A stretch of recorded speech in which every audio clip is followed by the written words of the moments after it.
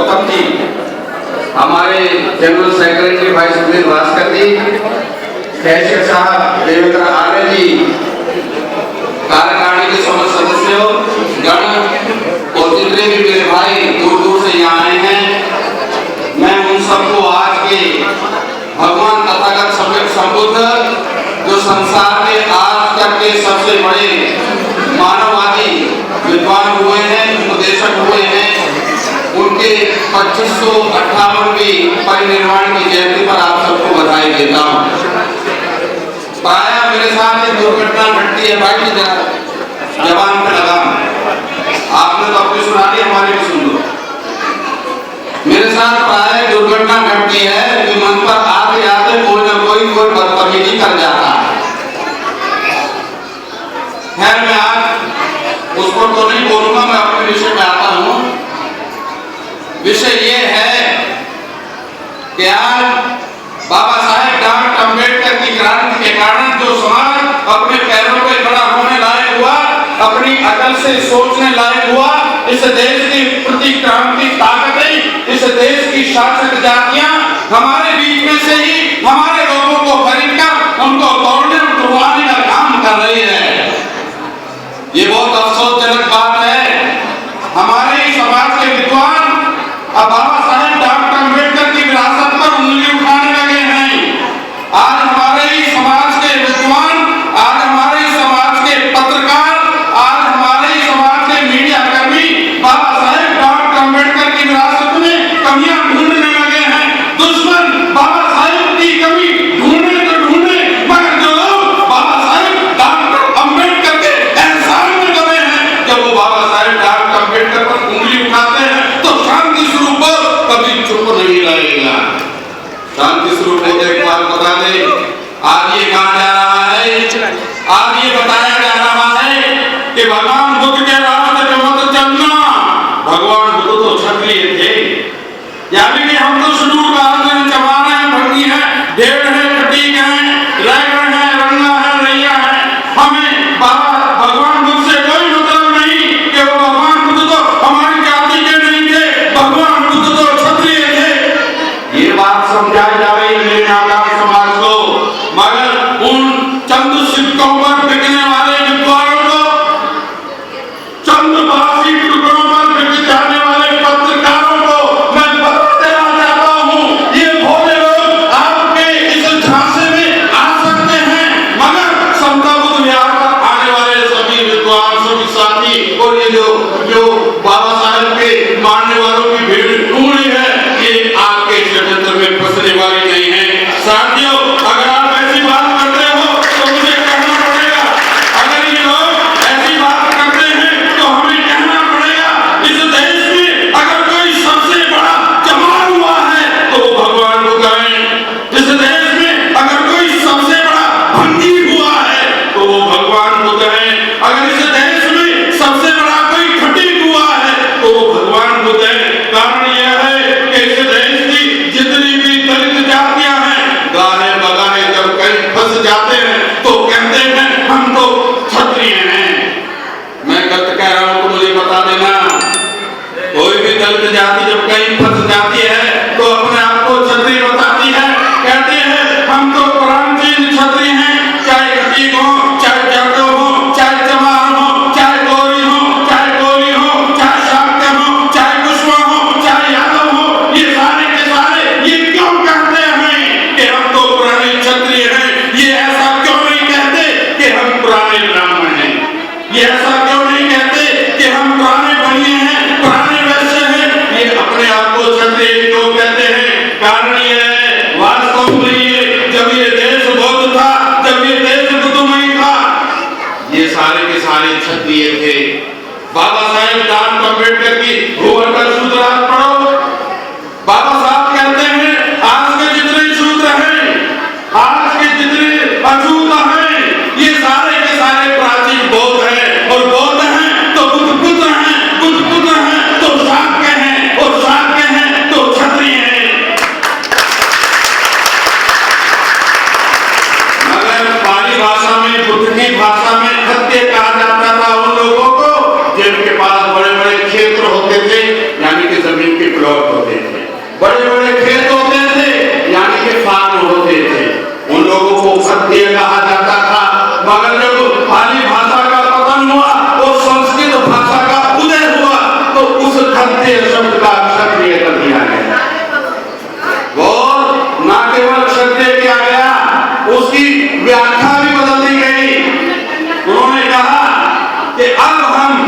इस देश में ब्राह्मण का वर्चस्व स्थापित करेंगे। जब भरतरथ मौर्य की हत्या हुई, हमारे आदि सम्राट की हत्या हुई, छल पूर्वक हत्या हुई, षड्यंत्र पूर्वक हत्या हुई, उसके सीने में खंजर घोंपकर हत्या नहीं हुई, उसके कमर में तलवार घोंपकर हत्या हुई। कमर में वार करने वाला कभी विवाद नहीं होता। ये जो पुष्यमित्र शुंग था, हमारे आखिरी राजा की हत्या करने वाला, बाबा साहेब डॉक्टर अम्बेडकर लिखते हैं, किताब का नाम है क्रांति और प्रतिक्रांति। प्राचीन भारत में क्रांति और प्रतिक्रांति, revolution, counter revolution, ancient India, उसमें बाबा साहेब डॉक्टर अम्बेडकर, जिसको ये अपना सबसे बड़ा वीर पुरुष बताते हैं, पुष्यमित्र शुंग, उसको ये काली दाढ़ी वाला रामदेव भी महिमा मंडित करते हुए बाहर नहीं आता। सुन लो रामदेव, मैंने अखबार में भी आगे आपको ललकारा था, आज भी मैं ललकार रहा हूँ, तुम्हारा पुष्यमित्र शुंग बगैर बाप की औलाद था। बाबा साहब लिखते हैं, उसका वो अपने बाप की औलाद नहीं था, वो तो राम की था, किसी ऋषि की औलाद था। ऋषि का नाम दिया है, ग्रंथ का नाम दिया है, हमारे बाबा साहेब डॉक्टर अम्बेडकर ने दिया है। उसने क्या मक्कारी की? उसने कहा, उनके समय तक क्या होता था, ब्राह्मण का यज्ञोपवीत या किसी का भी यज्ञोपवीत आचार्य करता था, गुरु करता था, ये परंपरा थी। मगर ब्राह्मण ने क्या किया? हमारा आखिरी राजा के कत्ल के बाद व्यवस्था बदल दी। जो यज्ञोपवीत करने का विधान, जनेऊ देने का विधान, जिसको दूसरा जन्म ये कहते हैं, उसका विधान ब्राह्मण से छीनकर, उसके बाप से छीनकर ब्राह्मण को दे दिया गया। पहले ये संस्कार पिताजी करते थे, पिता करता था, मगर जब ब्राह्मण के हाथ में आ गया तो ब्राह्मण ने सोचा, तेरा जो वर्चस्व स्थापित है ये हमेशा स्थापित रहना चाहिए। उसने अपने बच्चों का ही यज्ञोपवीत करना शुरू कर दिया, बाकी का सबका बंद हो गया। और जब इसका विरोध हुआ, जब क्षत्रियों ने इसका विरोध किया, उनको बहिष्कृत किया गया। ना केवल बहिष्कृत किया गया, उनको छोटी जाति का घोषित किया गया, उन क्षत्रियों को शूद्र बना दिया गया।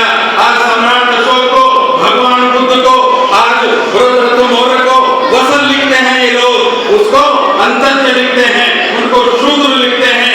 कारण ये है, उन्होंने सारी मान्यताएं अपने स्वार्थ के लिए लिखी। बुद्ध और बुद्ध के अनुयायी, चाहे बुद्ध हो, सम्राट अशोक हो, बाबा साहेब डॉक्टर अम्बेडकर हो, चाहे आज इस सभा में बैठे जितने भी आप लोग हो, हमारा एजेंडा मानव कल्याण है, मगर ब्राह्मण का एजेंडा केवल ब्राह्मण कल्याण है। इसी कारण से देश में युद्ध हुआ। और ये जो लोग पुराने क्षत्रिय थे, जब इनको गुलाम बनाया गया, उनसे पूछा गया, तू क्या काम करता है? कि मैं तो रथ बनाता हूँ, रथकार हूँ। चल, तेरी जाति बड़ी हो गई, तू क्या करता है? मैं चमड़े का काम करता हूँ, मैं चमड़ा तैयार करता हूँ, चमड़ा रखता हूँ, चमड़े से मैं कुछ पादरियां बनाता हूँ, जूते बनाता हूँ। कहने लगे, तेरी जाति कमाल हुई, तेरी जाति जुलाहा हुई, तेरी जाति कोरी हुई, तेरी जाति कोली हुई, तेरी जाति लैंगर हुई, तेरी जाति ये हुई, तेरी जाति वो हुई। जातियां बना दी गई और एक विधान बनाया, और वो विधान तलवार के घर पर बनाया, ना केवल बनाया, उसे लागू किया गया। वो विधान क्या था? वो विधान ये था कि जो चमार जाति का है, दूसरी जाति से शादी नहीं करेगा, और दूसरी जाति का आदमी चमार से शादी नहीं करेगा, भंगी से शादी करेगा, किसी दूसरी जाति में शादी नहीं करेगा, खटीक में शादी करेगा, दूसरी शादी में नहीं करेगा। रोटी और बेटी का व्यवहार बंद हो गया, दूरी बढ़ गई, असंवाद हो गया, भ्रम पैदा हो गया, एक दूसरे पर विश्वास पैदा हो गया। सबके सब एक दूसरे से छोटी जाति के बन गए, बड़ी जाति के बन गए, और हुआ क्या? आपस में छोटी जातियों की ठन गई। आज जब हम समाचार पत्रों में पढ़ते हैं, छोटी जातियों के झगड़े पड़ते हैं, दलितों के और शूद्रों के, बैकवर्ड्स के और शेड्यूल कास्ट के झगड़े पड़ते हैं, मगर कभी भी किसी समाचार पत्र में, किसी भी रेडियो में, किसी भी टेलीविजन में ब्राह्मण का झगड़ा सुनने में नहीं आता, क्षत्रिय ब्राह्मण का झगड़ा सुनने में नहीं आता, क्षत्रिय और क्षत्रिय का झगड़ा सुनने में नहीं आता। कारण यह है कि वो उस देश के शासक हैं और उन्होंने एक विधान बना रखा है। ब्राह्मण ने कहा कि इनकी अंतर जातीय विवाह मैंने बंद करा दिया। और उसने बदमाश ने अपना अंतर जातीय विवाह खोल लिया, मगर वह जाति शब्द का इस्तेमाल नहीं किया। वो इसने एक नया आविष्कार किया, वो जाति के मुकाबले एक शब्द लेके आया, गोत्र। वो कहता है जो जिस गोत्र का है उसी में शादी करेगा, उसमें शादी नहीं करेगा ब्राह्मण। तो जिस गोत्र की शादी जितनी बच्चियां हैं उसकी बहन है या उसकी बेटियां हैं, इसलिए वो दूसरे गोत्र में करेगा, यानी कि दूसरी जाति में करेगा।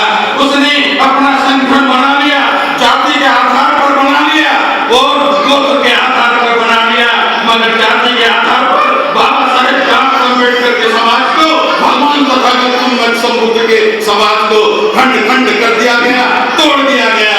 साथियों, अब एक सवाल है कि बाबा साहेब डॉक्टर अम्बेडकर को जाति के आधार पर कुछ लोग नकारते हैं, वो मक्कार कहते हैं। बाबा साहेब डॉक्टर अम्बेडकर तो महान जाति के थे, एक बहुत मोटे पेट वाला काले रंग का नेता इस इंदिरा सरकार में हुआ, नेहरू सरकार में हुआ, रंगून का पारा था, सफेद उसकी टोपी थी, वो खुद बोलता था।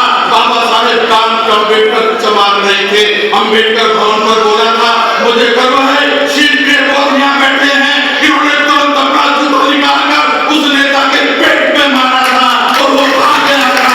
अरे बाबा साहेब डॉक्टर अम्बेडकर के कल्याण को, बाबा साहेब डॉक्टर अम्बेडकर के त्याग को तुम जाति के सहते में नहीं ढाल सकते। तुम जाति की बात करते हो, बाबा साहेब डॉक्टर अम्बेडकर कितना महान था, तुम्हारी जाति का नहीं था, फटीक नहीं था, मुंगी नहीं था, वो तो भैया महान था। मगर बाहर होते हुए उसने संविधान बना करके जो रिजर्वेशन दी वो अकेले महारों को नहीं दी, हमें भी दी। कितना महाकारुणिक था, कितना युग पुरुष था, कितना हमारा भला सोचने वाला था। हम बाबा साहेब डॉक्टर अम्बेडकर के एहसान को मरते दम तक मानेंगे, अपनी जान जाए तो जाए, मगर अंतिम शब्द हमारे मुंह से मरते मरते भी निकले तो बाबा साहेब डॉक्टर अम्बेडकर का निकले। जाति के नाम पर हमें तोड़ा गया। और साथियों, भगवान बुद्ध, अब आप समझ गए कौन थे। भगवान बुद्ध हमारे ही पुरखे थे। हमें षड्यंत्र के कारण छोटी छोटी जातियों के नाम दिए गए, जातियों के साथ में घृणा जोड़ दी गई। चमार चमार शब्द से घृणा करने लगी। ये जितने प्राचीन नाम हैं, इनमें हमारा इतिहास छिपा है, इनमें हमारा गौरव छिपा है। भंगी भंगी से घृणा करने लगा, अपने आप नहीं करने लगा, उसको मजबूर किया गया। वो नाम इतना घृणित कर दिया, भंगी अब अपने आप को वाल्मीकि लिखने लगे, चमार अपने आप को जाटव लिखने लगे। 1930 में जाटव का आंदोलन शुरू हुआ। आज 1914 में क्या स्थिति है? जाटव कहते हैं हम चमार नहीं, ये हमारे पास नहीं बैठ सकते, इन्हें हम अपनी लड़की नहीं दे सकते, इनका हम लड़का नहीं ले सकते। हमने इन जातियों के नाम पर घृणा करना जिसको मक्कार ने सिखाया, हम उसके शिकार हो गए और एक जाति की दो जाति और दो जाति से 9 जाति और 9 जाति से 100 जाति बना बैठे। इन जातियों से जब तक हम बाहर नहीं निकलेंगे, बाबा साहेब दुनिया में 2 महापुरुष हुए जिन्होंने जाति की बीमारी को न केवल पहचाना बल्कि ईमानदारी से तोड़ने का प्रयास किया। और जिनको लड़े तो बहुत, कुछ ने दिखाओ की लड़ाई लड़ी, कुछ ने असली लड़ाई लड़ी। जो असली योद्धा थे उसमें पहले थे महामानव भगवान तथागत बुद्ध, और दूसरे सबसे बड़ा योद्धा कौन थे? बोधिसत्व बाबा साहेब डॉक्टर अम्बेडकर। वो जानते थे बाबा साहब बहुत ईमानदार थे, राष्ट्रभक्त थे, देशभक्त थे, मानवतावादी थे। यही कारण था उन्होंने कहा था महान के सत्याग्रह में, जब उनके साथ में सहस्त्र बुद्धे, जब उनके साथ में लोकमान्य तिलक का बेटा श्रीधर पंत, सबसे बड़ा ब्राह्मण नेता उस समय का, उसका बेटा श्रीधर पंत बाबा साहब के साथ उनके आंदोलन में शामिल हो गया। तो हमारे कुछ अनाड़ी लोगों ने बाबा साहब पर आरोप लगाया, बाबा साहब तो ब्राह्मण को साथ लेकर चल रहे हैं। बाबा साहब ने कहा था, वो बिल्कुल ठीक कहा था, मेरा झगड़ा, मेरा लड़ाई, मेरा युद्ध, मेरा संघर्ष ब्राह्मण के खिलाफ नहीं, ब्राह्मणवाद के खिलाफ है।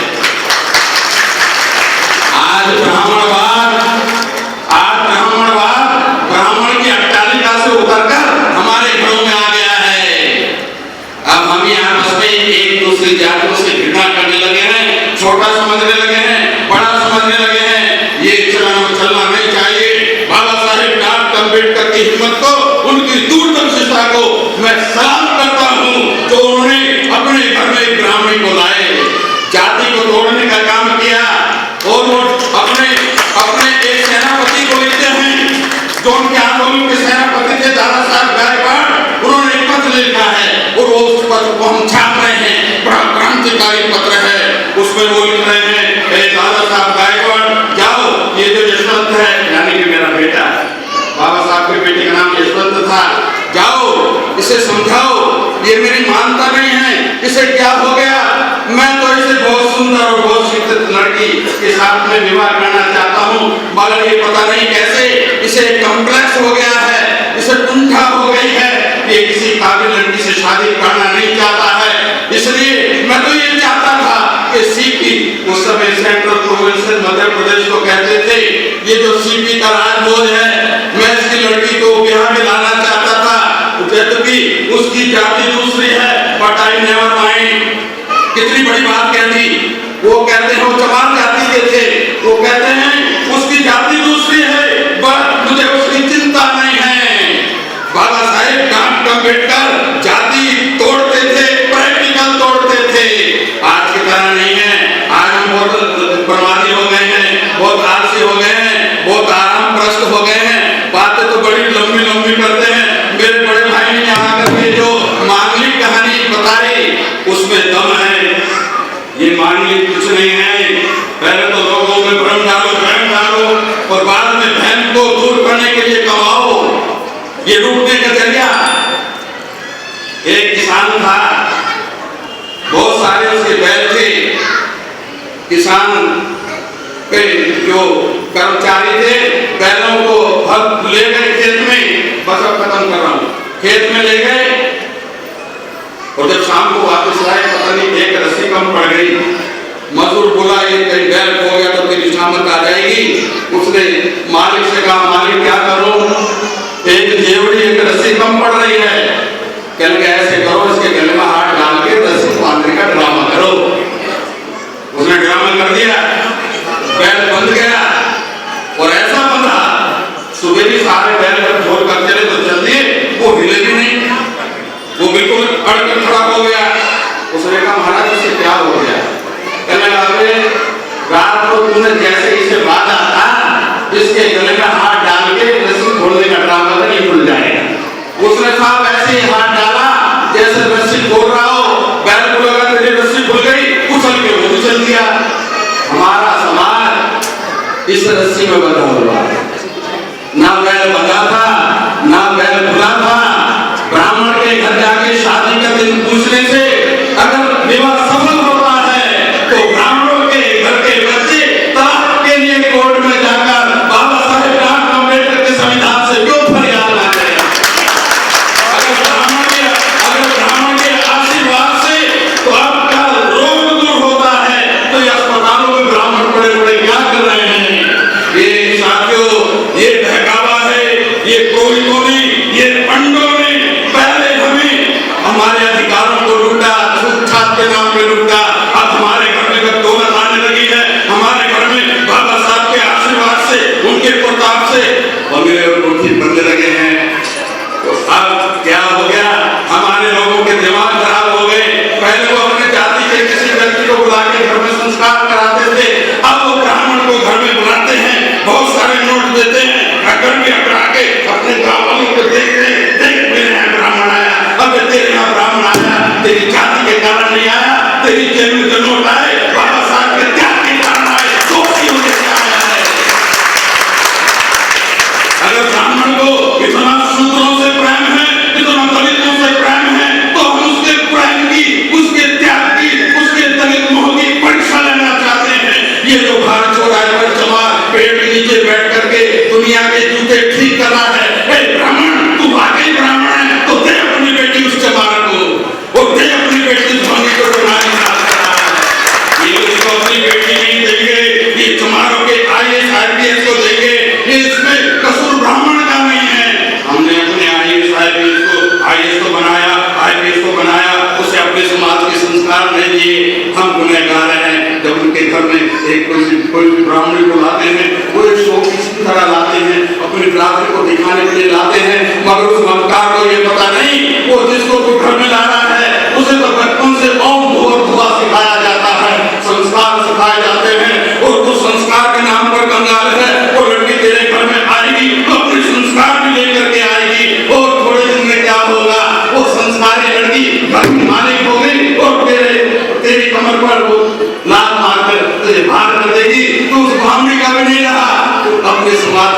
रहा। इसलिए ये लोग जो शादियां कर रहे हैं बाबा साहब का नाम लेकर कर रहे हैं, कहते हैं बाबा साहब भी तो बावनी को लाए थे, पर हम कहते हैं बाबा साहब की तरह एक बावनी नहीं। आप सारे समाज के घर में बावनी ले आओ, मगर उस बावनी से बाबा साहब से अपनी तुलना मत करो। बाबा साहब के घर में सविता अम्बेडकर आई थी, ब्राह्मणी आई थी, ब्राह्मणवाद नहीं आया था। मगर आपके घर में बावनी बाद में आती है, उससे पहले ब्राह्मणवाद आ जाता है। इसलिए साथियों, अपने संस्कृति में पहचान लो। अगर आपने अपना समाज नहीं बनाया, अगर आपने अपने समाज को संस्कार नहीं दिए, अगर आपने सामाजिक आंदोलन को मजबूत नहीं किया, तो राजनीति में सफलता मिलने वाली नहीं है। दुश्मनों को देखो, राजनीतिक खेल के अलावा कितने खेल खेलते हैं, मगर हमारे लोगों को तो रेडीमेड राजनीति चाहिए। चाहे हमें गद्दारी करनी पड़े, चाहे हमें झुकना पड़े, चाहे हमें पिटना पड़े, मगर हम सफल हो जाए। इनकी सफलता तब तक होती है जब तक ये दुश्मनों की पार्टी में नहीं जाते।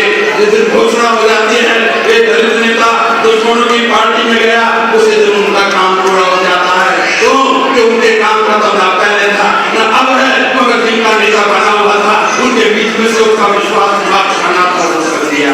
इसके साथ जो जागो और बाबा साहेब अम्बेडकर के त्याग को, भगवान तथा का समुद्र के उपदेशों को सदा अपने दिमाग में बसा के रखना, तभी आपका भला होगा, आपके बच्चों का भविष्य सुरक्षित होगा, आपकी समाज शासक जाति बन जाएगी।